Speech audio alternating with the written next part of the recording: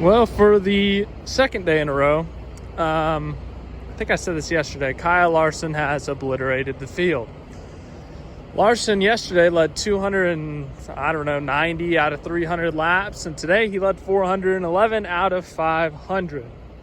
Now, obviously, he entered this weekend looking to make history and complete the sweep for only the third time in history.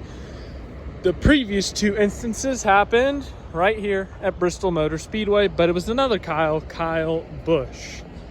So we did not see Kyle Larson complete that sweep after finishing second in the Truck Series race on Friday night. So immediately we knew Larson would not be completing that sweep.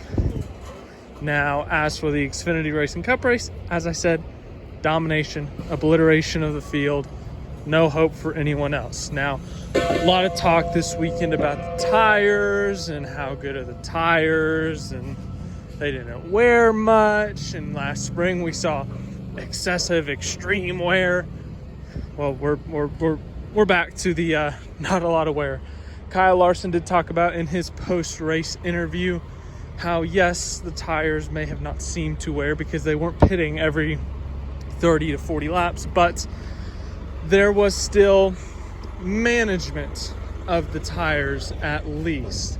Kyle Larson talked about how you still had to manage a run. It's not like you were going 100% the whole times because the tires were rock hard and they didn't wear at all. So while yes, there was not the chaos of last spring, and yes, it was very similar to the fall, sure, the whole tire debate is an intriguing one. But I think it's a question that's going to be brought up again and again if we continue to have this, and that is the next gen car at short tracks.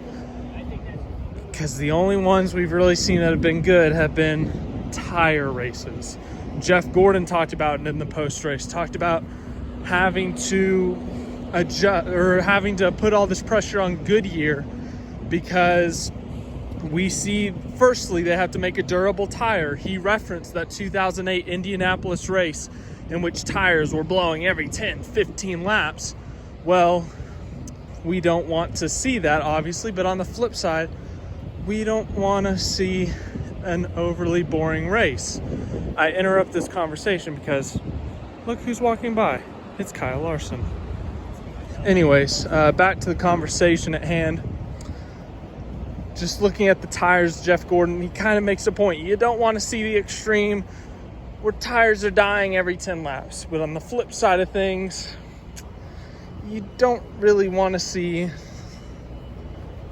the lack of wear or the lack of tire fall off to where we've got two straight Bristol races now where someone's led 400 plus laps. And look, it's props to the team. It's a great job by the 5 team. It's a great job by Kyle Larson. I mean, this is arguably the best driver-team combo in NASCAR.